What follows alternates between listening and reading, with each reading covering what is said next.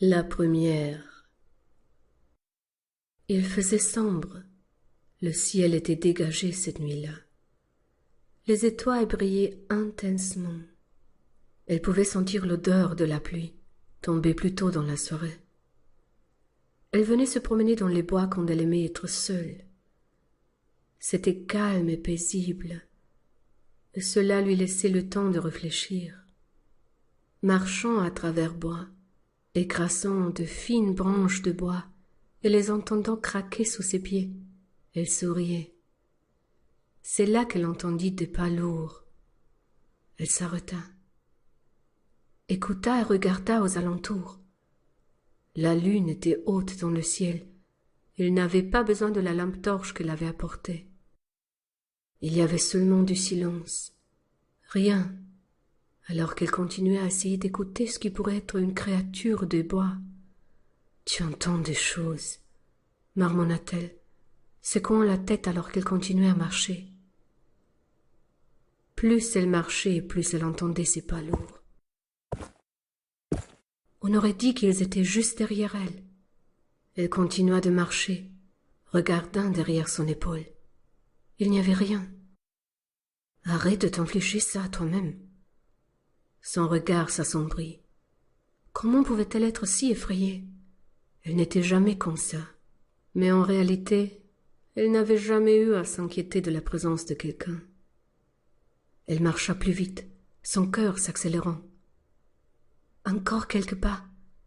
Elle serait sur un terrain dégagé, le champ. Et elle pourrait courir sur des kilomètres. Elle courait vite. Si quelqu'un la suivait, elle pouvait le semer. Elle savait qu'elle le pouvait.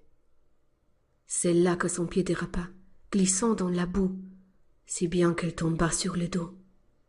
La boue formée par la pluie tombait un peu plus tôt.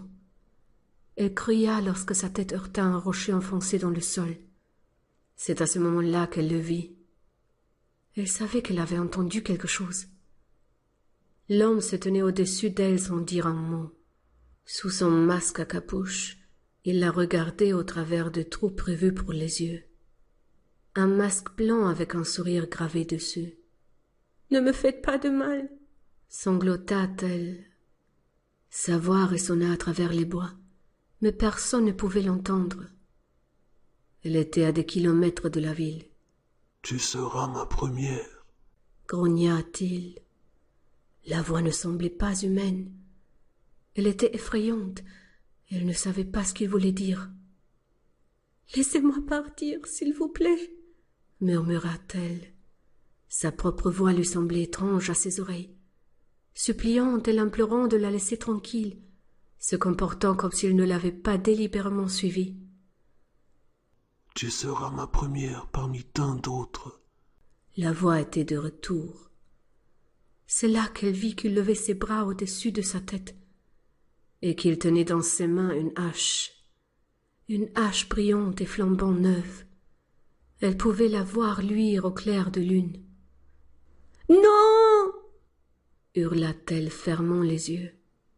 S'il devait la tuer, elle ne pouvait regarder. Ouvrant ses yeux, elle vit la lame de la hache à quelques centimètres de sa gorge. Il s'était arrêté. Qui était-il? Elle n'en savait rien. Il jouait un jeu avec elle. Il recommença quelquefois et chaque fois ses cris se faisaient plus forts, ne sachant pas si ce serait la dernière fois. « J'aime le son de la peur. J'aime son odeur. » L'homme lui rit au nez. Cette fois-ci, il abattit la hache jusqu'en bas. Cette fois-ci, elle n'avait pas fermé les yeux comme les autres fois. Elle ne pensait pas qu'il le ferait vraiment. Il regarda sa tête rouler jusqu'à la lisière de champ, et il la prit en chasse. Il ramassa la tête par les cheveux, regardant le sang frais goûter, et il la mit dans le sac qu'il avait apporté. Ce serait la première parmi beaucoup pour continuer sa collection. Il était collectionneur de nombreuses choses. Marchant à travers champs, il alla à sa voiture et y monta. Posant la tête sur le siège passager, il lui sourit. « Tu devrais te sentir privilégié. Tu étais la première parmi beaucoup. Le premier magnifique trophée que je vais accrocher à mon mur. Il garda son masque alors qu'il s'éloignait en conduisant loin de champs. Il s'éloignait encore et encore de la ville.